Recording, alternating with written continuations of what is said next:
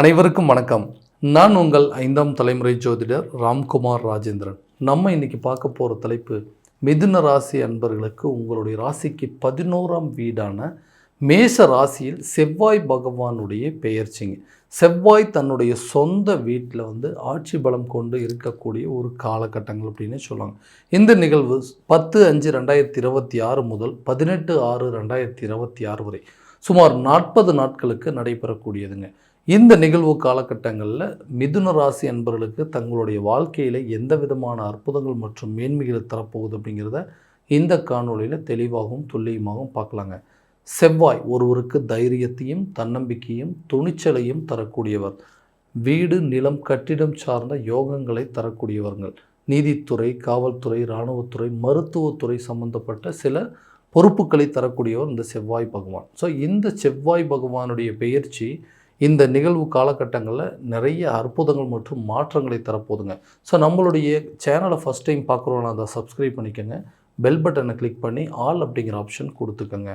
So மிதுன ராசிக்காரர் அப்படின்னாவே புதன் பகவானை ஆதிக்கத்தில் கொண்டவங்க. புதனுடைய அதிபதி அப்படின்னு சொல்லுவாங்க. புத்திக்கும் வித்தைக்கும் கல்விக்கும் அதிபதி என்று அழைக்கக்கூடியவர் இந்த புதன். ஒரு காரியத்தை செய்கிறதுக்கு ஒரு தடவைக்கு பல தடவை யோசித்து அந்த காரியத்தை செயல்படக்கூடிய ராசிக்காரரும் இந்த மிதுன ராசிக்காரர் அப்படின்னே சொல்லுவாங்க. நிறைய பொறுமையாக நிறைய புத்திசாலித்தனமாக அதை யோசித்து எந்த விதத்துலையும் எந்த தவறுகள் நடந்துடக்கூடாது அப்படின்னு சொல்லி பார்த்து செய்யக்கூடிய நபர்கள்.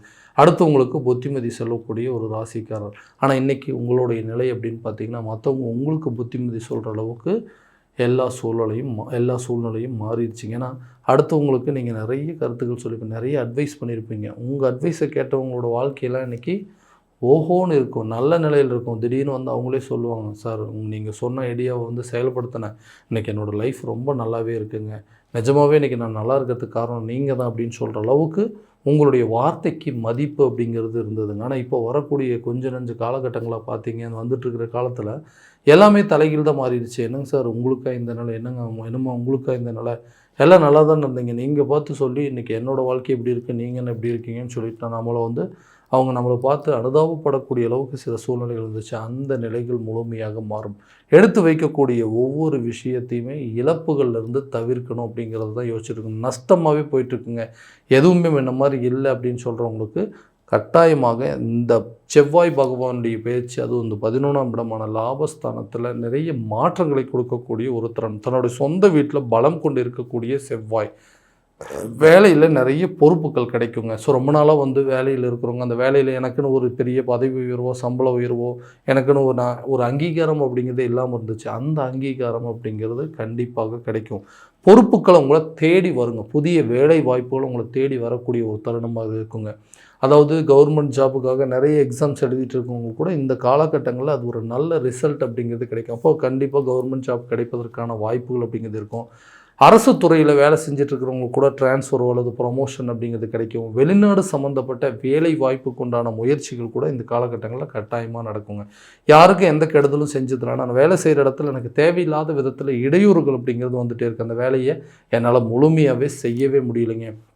ஏதாவது ஒரு விதத்தில் கூட இருக்கிறவங்களால பிரச்சனை, எங்களுடைய உயர் அதிகாரிகள் மூலமாக என்னுடைய வேலையை செய்யவே விடாமல் நிறைய தடைகள் அப்படிங்கிறது வந்துகிட்டே இருக்குது. என்னோடய வேலையை முழுசாக முடித்தா தான் எனக்குன்னு கிடைக்க வேண்டிய சில பதவி உயர்வு பொறுப்புகள் எல்லாமே நல்லபடியாக கிடைக்கும். அது இல்லாமல் கிடைக்காத அளவுக்கு எனக்கு பின்னாடி வந்தவங்கள்லாம் இன்றைக்கி பொறுப்பாக இருக்கிற மாதிரி காட்டிக்கிறாங்க. நான் என்னுடைய வேலையை நான் செய்ய விடாமல் தடுக்கிறாங்க.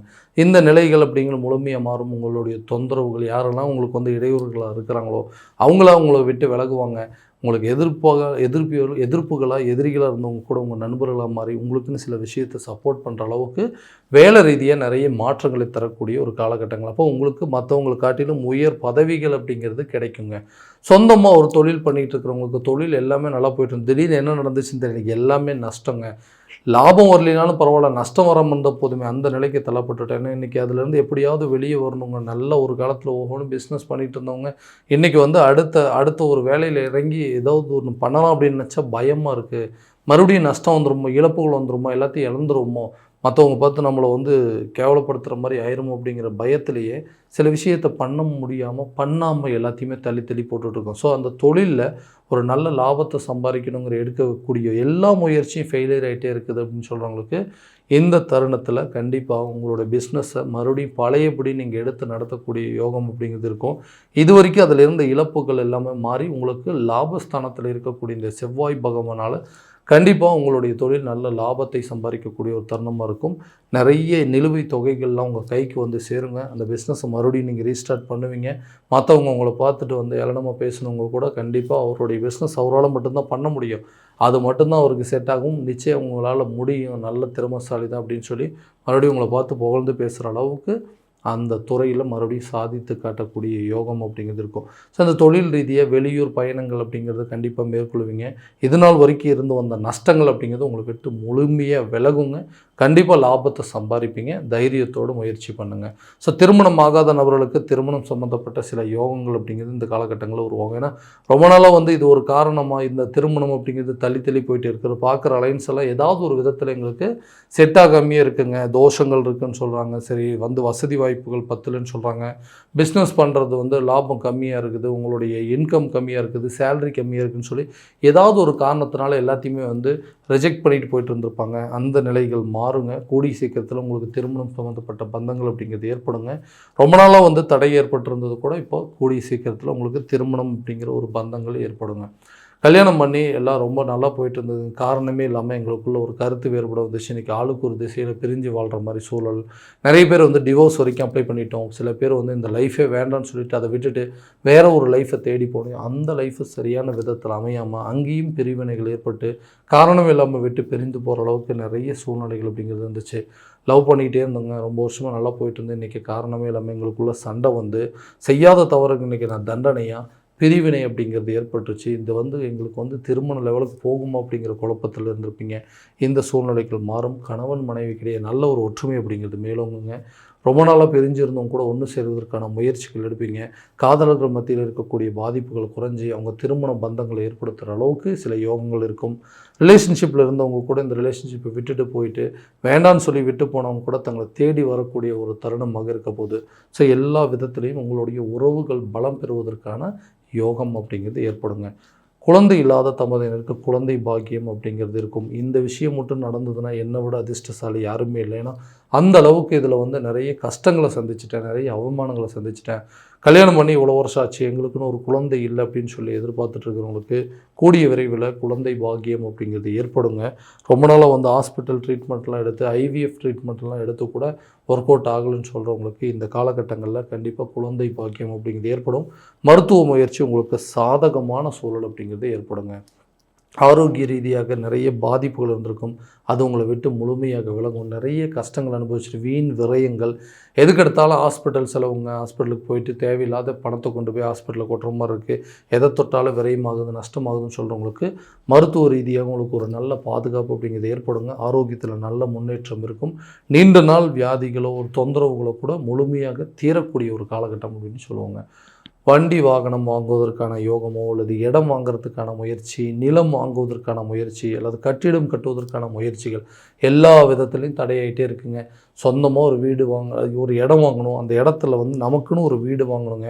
இல்லைனா அட்லீஸ்ட் நின்று போன வீட்டு வேலையை தொடங்கணும். வண்டி வாகனங்கள் எத்தனை நாளைக்கு தான் வந்து அடுத்தவங்களையும் நம்பி இருக்கிறது. நமக்குன்னு சொந்தமாக ஒரு வண்டி வாகனம் வாங்கினா நம்ம எல்லா இடத்துக்கும் இல்லை ஃபேமிலியோடு சேர்ந்து போகலாமேன்னு சொல்லிட்டு நிறைய முயற்சி பண்ணும்போதெல்லாம் அந்த முயற்சியில் ஏதாவது ஒரு விதத்தில் நஷ்டத்தில் தான் போய் முடியுது. எனக்கு வர வேண்டிய தொகையும் என் கைக்கு வரதில்லை. நான் வாங்கணும்னு நினைக்கிற சொத்துக்கள் கூட தேவையில்லாத வில்லங்கங்களாக மாறுது. வாங்கலான்னு சொல்லி அட்வான்ஸ் பண்ணியாச்சுங்க, ஆனால் இன்னும் வாங்க முடியல. அதுக்கு மீதி தொகையை ரெடி பண்ண முடியல. வீடு கட்டலான்னு சொல்லிட்டு செங்கல் எல்லாம் அஸ்திவாரமெல்லாம் போட்டாச்சு, நான் அடுத்த ஸ்டெப் எடுத்து வைக்க முடியாமல் இருக்குது. வீடு வேலை மொத்தமாக முடிஞ்சிருச்சு, ஆனால் அந்த பூசு வேலை கூட இன்னும் முடிக்க முடியல. இந்த மாதிரி நிறைய தடைகள், கட்டிடம் சார்ந்த சில தடைகள் அப்படிங்கிறது கொடுத்துட்டு இருக்க. நிலம் கட்டிடம் சம்மந்தப்பட்ட யோகமே எனக்கு இல்லையா, லாபமே எனக்கு கிடையாதா, ஒரு இடத்த விற்கணும்னு நினச்சா கூட என்னால் விற்க முடியலன்னு சொல்கிறவங்களுக்கு இந்த லாபஸ்தானத்தில் வந்து 11ஆம் வீட்டில் வந்துட்டு செவ்வாய் பகவான் தன்னுடைய சொந்த வீட்டில் பலம் கொண்டு இருக்கக்கூடிய காலகட்டங்கள். முழுமையாக வீடு கட்டி முடிப்பீங்க. இடம் வாங்கக்கூடிய யோகம், இடத்தை விற்பனை செய்வதற்கான வாய்ப்புகள், இந்த மாதிரி விஷயங்கள்லாம் உங்களுக்கு கட்டாயமாக நடக்கும். அது 100% வந்து உங்களுக்கு சாதகமான தீர்வுகளாக ஏற்படுங்க. அதே நேரத்தில் இந்த கல்வி ரீதியாக நிறைய மந்த நிலைகள் இருந்திருக்கும். சரியாக வந்து படிக்க முடியலைங்க. எவ்வளோ படித்தாலும் வந்து மண்டையில் ஏறவே மாட்டேங்குது. ஞாபகம் மறதிகள் அதிகமாக வந்துகிட்டே இருக்குது. ஸோ நான் எதிர்பார்த்த ரிசல்ட் எனக்கு கிடைக்குமாங்கிற பயத்தில் இருக்கிறவங்களுக்கு கண்டிப்பாக ஒரு எஜுகேஷன் ரிலேட்டடாக நல்ல ஒரு சக்ஸஸான ஒரு ரேஷியோ அப்படிங்கிறது இருக்கும். ஸோ அந்த நீங்கள் படித்து எழுதுனதுக்கு நல்ல ஒரு மார்க் ரிசல்ட் அப்படிங்கிறது வரும். நீங்கள் விருப்பப்பட்ட துறையில் கல்வி கற்பதற்கான ஒரு வாய்ப்புகள் அப்படிங்கிறது உருவாகுங்க. உயர்கல்வி படிப்பதற்கான சில முயற்சிகள் கட்டாயமாக நல்ல ஒரு பலன் அப்படிங்கிறது ஏற்படுத்துங்க. கடன் ரீதியாக கடன் இல்லாத சில விஷயங்கள், ஏன்னா எல்லாத்துக்குமே எனக்கு காரணம் இந்த கடன் தான். நான் இன்றைக்கி இந்த நிலைக்கு இருக்கிறதுக்கு காரணமே இந்த கடன் தான் சொல்லி என்னை பெற்றவங்களும் சரி, என்னை கட்டினவங்களும் சரி, என்னுடைய குடும்பத்தாரும் சரி, எனக்கு எல்லா விதத்துலேயும் இன்றைக்கி இந்த நிலைக்கு காரணம் நீங்கள் தான். நீங்கள் மட்டும் அன்றைக்கி இந்த காரியத்தை செய்யாமல் இருந்திருந்தீங்கன்னா இன்றைக்கி நம்ம லைஃப் எப்படி இருந்திருக்கும், இன்றைக்கி உங்களோட வாழ்க்கையே வேறு மாதிரி இருந்திருக்கும். கடன் அப்படிங்கிற ஒரு விஷயத்தை வாங்கி அந்த கடனால் இன்றைக்கி எவ்வளோ பெரிய அவமானத்தை சந்திச்சிட்ருக்கீங்க, இவ்வளோ கஷ்டத்தை சந்திச்சிட்ருக்கீங்க, மன உளைச்சலை சந்திச்சிட்ருக்கீங்க. அதை எப்படியாவது அதை முழுமையாக அதிலேருந்து நீங்கள் வெளியே வந்தால் மட்டும்தான் உங்களால் நிம்மதியாக வாழ முடியும்னு சொல்லி அதற்குண்டானபடி யாருமே எந்த ஒரு சப்போர்ட்டும் இல்லாமல் சொந்த முயற்சியால் இன்றைக்கி கடனை அடைக்கணும்னு ட்ரை பண்ணிகிட்ருக்கேன். எதுவுமே எனக்கு ஃபேவராக நடக்க மாட்டேங்குது. எனக்கு வர வேண்டிய தொகைகள் வர மாட்டேங்குதுங்க. எனக்கு கொடுக்க வேண்டியவங்க கரெக்டான டைமில் கொடுக்க மாட்டேங்கிறாங்க. ஒரு லோன் அப்ளை பண்ணலாம், ஒரு இடத்த விற்கலாம் அப்படின்னு சொன்னால் கூட எதுவுமே பண்ண முடியலன்னு யோசிச்சுட்டு இருக்கிறவங்களுக்கு கண்டிப்பாக உங்களுக்கு எல்லாமே ஒரு சாதகமான நிலை அப்படிங்கிறது ஏற்படுங்க. நீண்ட நாட்களாக வந்து விற்பனை செய்யணுங்கிற சொத்து கூட விற்றுருவீங்க. இந்த நேரத்தில் அது ஒரு நல்ல லாபத்தை கொடுக்கும். நிலுவைத் தொகைகள் உங்கள் கைக்கு வந்து சேருவதனால உங்களுக்கு வர வேண்டிய தொகை உங்கள் கைக்கு வர்றதுனால பழைய பாக்கியை முழுமையாக அடைப்பீங்க. கடன் இல்லாத ஒரு சில முயற்சிகளுக்கு இந்த காலகட்டங்கள் நல்ல ஒரு பங்களிப்பு அப்படிங்கிறது கொடுக்கும்போது ஸோ ஆரோக்கியமான அதாவது உடலோடையும் கடன் இல்லாத ஒரு வாழ்க்கையை வாழ்கிறதுக்கான வழிகள் அப்படிங்கிறது நிச்சயமாக பிறக்குங்க. ஸோ இது வரைக்கும் நம்ம பார்த்ததெல்லாம் கோச்சார ரீதியான பலன்கள் மட்டும்தாங்க. இந்த பலன்கள் அனைத்து உங்களுக்கு நடக்குமானா உங்கள் சுய ஜாதகத்தை இதனோடு ஒப்பிட்டு பார்த்து அதற்குண்டானபடி முயற்சிகள் பண்ணும்போது கண்டிப்பாக நல்ல விதமான வெற்றிகள் அப்படிங்கிறது உங்களுக்கு கிடைக்குங்க. உங்கள் ஜாதகத்தை எங்கிட்ட பார்க்கணும் விருப்பப்பட்டீங்கன்னா கீழே தெரிகிற நம்பருக்கு கான்டாக்ட் பண்ணி அப்பாயின்மெண்ட் ஃபிக்ஸ் பண்ணிக்கோங்க. அப்படி இல்லையா உங்களோட ஜாதகத்தை வாட்ஸ்அப் மூலம் அனுப்பிச்சி வச்சிங்க அப்படின்னா தெளிவான முறையில் கணிச்சு துல்லியமான பலன்கள் அப்படிங்கிறது உங்களுக்கு தெரியப்படுத்தப்படுங்க. மீண்டும் அடுத்த காணொளியில் உங்களை சந்திக்கும் வரை உங்களிடமிருந்து விடைபெறுவது உங்கள் ராம்குமார் ராஜேந்திரன். நன்றி.